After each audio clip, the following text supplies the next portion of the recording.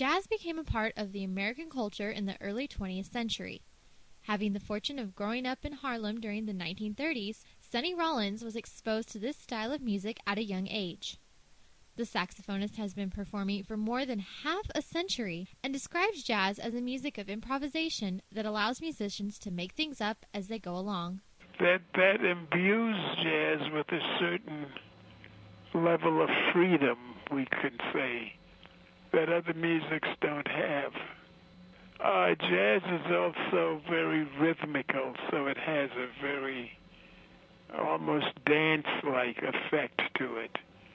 I mean, it was used many years ago as dance music. There were jazz bands way back probably in your grandfather's day. They had these swing bands and things. So jazz also has the element of rhythmic and danceability about it.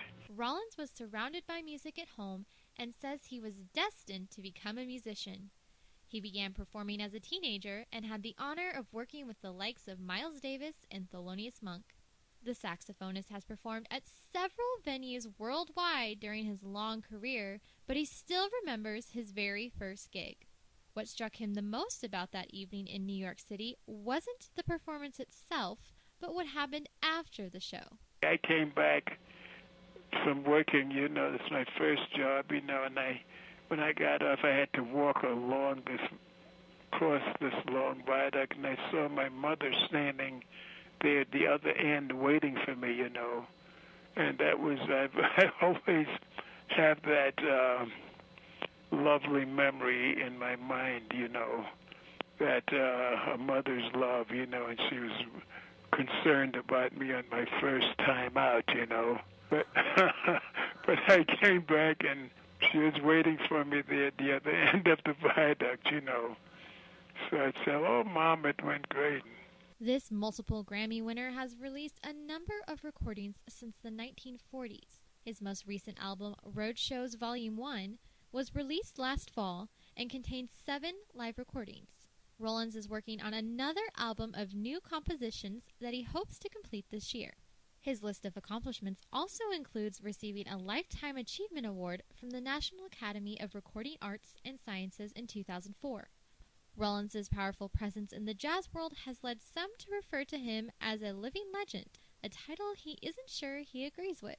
Jazz being not the most universally recognized art form, people don't, some people recognize me where I go, but it's good that a lot of people don't.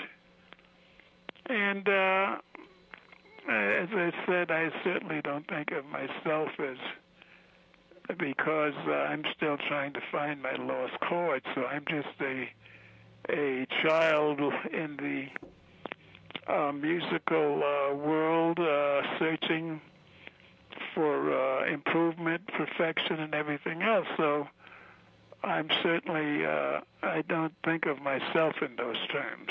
Rollins is probably most recognized for his skill with the saxophone, but he does have other interests outside of music. He enjoys art, and in his youth he often drew cartoons and painted with watercolors. Rollins considers himself a deep thinker who enjoys reading about politics and philosophy. He is a man with many interests, but what he would like to be remembered for is being a good person. I would like to be remembered, if that's sort of what your question was, as somebody that tried to improve himself, okay, that tried to get better, that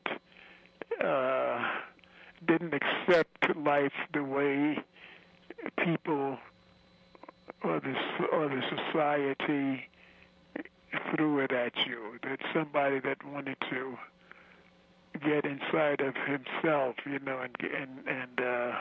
listen to his own conscience. Rollins' 2009 tour kicks off April 15th with a performance at the Walton Arts Center in Fayetteville. The concert begins at 7 p.m. and will be the musician's first trip to the Ozarks. Reporting for the Morning News, I'm Antoinette Grajeda.